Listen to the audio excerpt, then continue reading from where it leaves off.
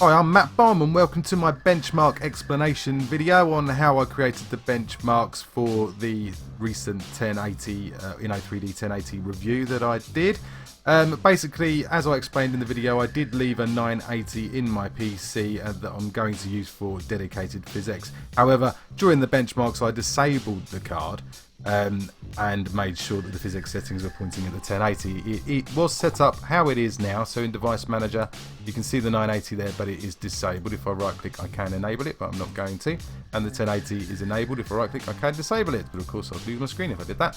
And on the right hand side you've got the NVIDIA control panel here, and you can see under the PhysX settings the only card there is the GeForce GTX 1080, and that is basically how I had it when I did the benchmarks. Now what I'm going to do is I'm going to fire up Rise of the Tomb Raider. We're going to run the benchmarks again on that so you can see what I saw on that day with the benchmark results as it is set up now. And then what I'm going to do is I'm going to re-enable the 980, and I'm going to point the PhysX settings at the 980, and I'm going to run the benchmark again to see if it actually makes any difference at all, even if it is enabled. And then what I'm going to do is I'm going to physically remove the 980 out of the PC, run the benchmarks again, and see if it made any difference whatsoever. And technically, I doubt it. When we re-enable the 980, it might make a difference because Rise of the Tomb Raider does make use of DirectX 12 to a degree, but I think it actually makes use of more of the passive graphics cards that you have on processors as opposed to any additional graphics cards you have in the PC. At least that's what I read, I believe, but don't quote me on that. So let's have a quick look at the benchmark results we got last time from Rise of the Tomb Raider with exactly the same config as I'm using now. We've got a minimum FPS of 3374, a maximum of 18127, and an average, which is the one we're really interested in, of 83.47. So it was 83.47. So I'm going to fire up Rise of the Tomb Raider, and we're going to run the benchmark and see what we get. Before I run the benchmark, I'm going to look at the actual graphics settings that I used on the day that are still the same now. But I'm going to turn off my recording software because I didn't have that running. Not the screen recording software, but my voice recording software, which actually has the webcam on it as well, but I don't show the webcam. So I'm going to turn that off because I didn't have that running at the same time last time, so it would skew the benchmark results. So I'm going to turn that off now. Then you'll see me run Rise of the Tomb Raider, look at the graphical settings, and then run the benchmark, and you should see exactly the same results I saw. Well, maybe not exactly the same, might fluctuate a tiny bit, but it won't be far different to what we had on the day, obviously. Okay, and then I'll come back out, re-enable the 980, point the PhysX settings at the 980, rerun the test, and you'll see those results. And then we'll take the 980 actually out the PC and do it again, and I'll record all of that too. So I'm going to stop the recording software by my voice recording and webcam recording software now and start the test.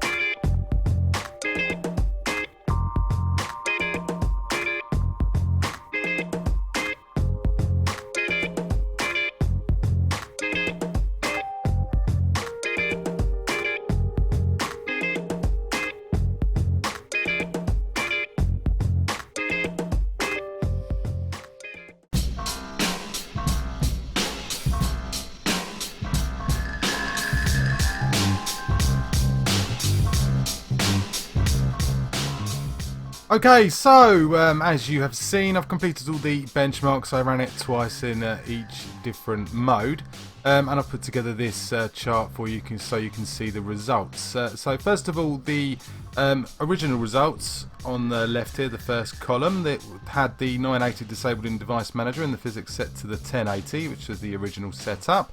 And I think the minimum and the maximum FPS are a bit spurious, really, because I think it takes the loading screens into effect, and I don't think that really counts. It's the actual average FPS when the benchmark is running, which is an important one that we look at. But I say these ones don't count because well, the minimum FPS might, but max FPS seems to jump all over the place.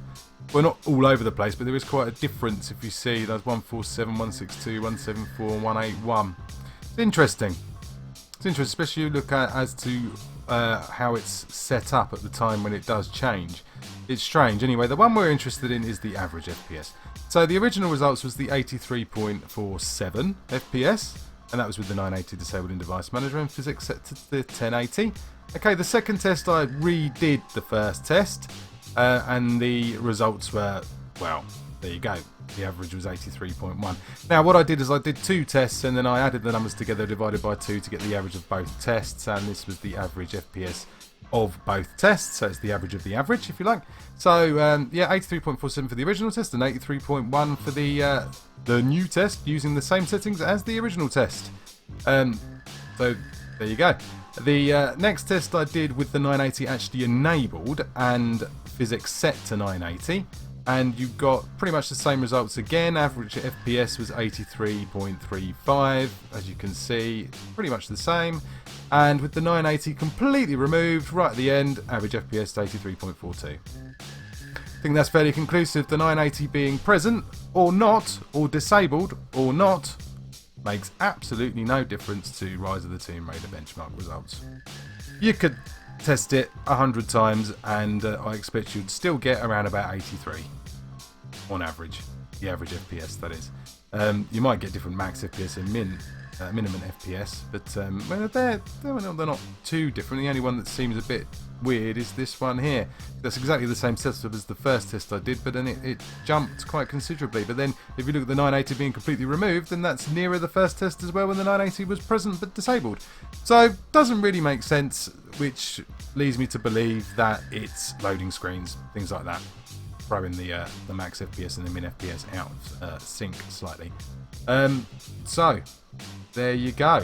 I think that's fairly conclusive. The other benchmarks I did, the Doom 2016. Now that's a OpenGL game that would run on DirectX 9, 10 and 11, I believe. It doesn't use DirectX 12 at all. So because the 980 was disabled regardless, it wouldn't have made absolutely any difference to those benchmark results. I'm not going to bother even checking because it wouldn't have done. We've just proven that with the Rise of the Tomb Raider results. And also the Skyrim benchmarks that I did, and that's an engine limitation. It's got nothing to do with the graphics hardware. It's because it's heavily modded with absolutely loads going on. I mean, I've added over 500 mods to that Skyrim that you saw in the benchmark, which is why it didn't matter what graphics card I was running it on. The benchmark results was the same because it's the engine causing the problem, not the hardware.